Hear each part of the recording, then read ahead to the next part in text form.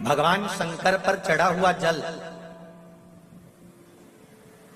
शिवजी पर समर्पित किया हुआ जल, थोड़ा सा जल उसमें से बचा हुआ, शिव मंदिर से लाया हुआ, कुंदकेश्वर महादेव के नाम का जल पीपल के वृक्ष के नीचे चढ़ा देने पर किसी भी ग्रह, चाहे शनि बेकार चल रहा हो, चाहे राहु बेकार चल रहा हो, चाहे केतु बेकार चल रहा हो, चाहे बुध हो, चाहे बृहस्पति हो, कोई भी ग्रह, नवग्रह में से कोई भी ग्रह अगर आपका बेकार चल रहा है, आपने शिव मंदिर में गए, शंकर जी पे चढ़ा हुआ, शंकर जी पे जल समर्पित करा, उसी कलश में थोड़ा सा जल बचा लीजिए और वो जल लाकर अगर आपने पीपल के दे दिया है कुंदकेश्वर महादेव के नाम से, ग्रह अपने आप अनुकूल होने लगे। ये दो जगह पर काम करता है, ध्यान दीजिएगा जरा। कुंदकेश्वर का नाम दो जगह काम करता है, एक औषधि के लिए, एक क्रोध के लिए। घर में ऐसा लग रहा है कि परिवार टूट रहा है, माता और बच्चों की नहीं बन रही, सास बहू की नहीं बन रही, भाई भाई की नहीं बन रही, कुटुंब कबीले में नहीं बन रही, उसकी जगह पर भी कुंदकेश्वर का जल काम आता है। पर कुंदकेश्वर का जल वहां पर कैसे काम आता है? पीपल के पत्ते को जो वृक्ष से झड़ा हुआ हो, उस पीपल के पत्ते को पीपल के ही वृक्ष के नीचे रखकर कुंदकेश्वर महादेव के नाम से पीपल के पत्ते की जो नोक होती है, पीपल के पत्ते का जो अग्रभाग होता है, आगे का जो नोक होता है, उसको पीपल की वृक्ष की ओर होना चाहिए, डंडी का मुख तुम्हारी ओर होना चाहिए, पीपल के पत्ते के। और कुंदकेश्वर महादेव के नाम से भगवान शंकर को जब हम समर्पित करते हैं, घर का नाम और गोत्र का स्मरण कर कर, तो उस परिवार में फिर विवाद समाप्त हो जाता है, आपस में प्रेम बढ़ना प्रारंभ हो जाता है। ये कुंदकेश्वर महादेव का।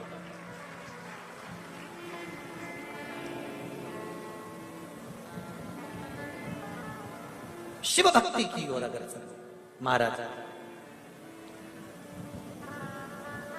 श्री शिवाय नमस्तुभ्यं, श्री शिवाय नमस्तुभ्यं। शिव कथा कर रही है, मां जगतजननी जगदम्बा माता पार्वती ने स्मरण किया, भगवान शंकर को निवेदन किया, और निवेदन कर कर नवग्रह शिव महापुराण का जो स्मरण अपन कर रहे हैं उसका एक आनंद, पीपल के वृक्ष की जड़ में कुंदकेश्वर महादेव के नाम से जल समर्पित कर कर सुख प्राप्ति का भाव दर्शाया। आगे वर्णन किया महाराज। पार्वती जी ने शिव जी से कहा, प्रभु हे भोलेनाथ, हे त्रिकालदर्शी, हे कैलाशी, हे अविनाशी,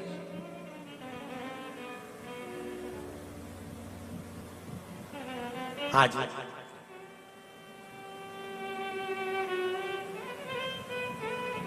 दनु के पुत्र रंभ और करम, ये दोनों बड़े प्रबल हैं, इनके घर में संतान नहीं है। दोनों ने तप साधना पानी में जाकर करी, जल में बैठकर तप साधना करी, मगर आया, करम्ब को खा गया। रंभ को लगा कि मेरे भाई को मगर खा गया, अब मुझे यहाँ बैठकर तप नहीं करना है, तो भूमि पर बैठा, चारों तरफ से अग्नि लगाई, बीच में बैठकर तप करने लगा। भगवान ब्रह्मदेव ने कहा, मांगो तुम्हें क्या चाहिए? महाराज वर दीजिए कि मेरे घर में संतान नहीं, पुत्र नहीं, तो मुझे पुत्र प्राप्ति हो।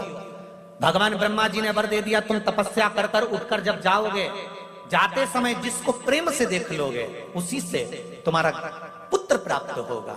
रंभ उठकर जब जाने लगा, जाते समय एक महिष, एक भैंस निकल कर जा रही थी, और रंभ ने उस महिष को प्रेम से देख लिया।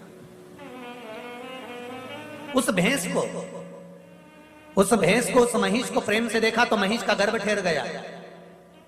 भैंस जब गर्भ ठहरा तो अपने घर गई, तो उसका जो पति था भैंसा, महिषा, उसने देखा कि मेरी पत्नी का गर्भ कैसे ठहर गया, तो ध्यान करा तो मालूम पड़ा इसके गर्भ में रंभ का पुत्र है।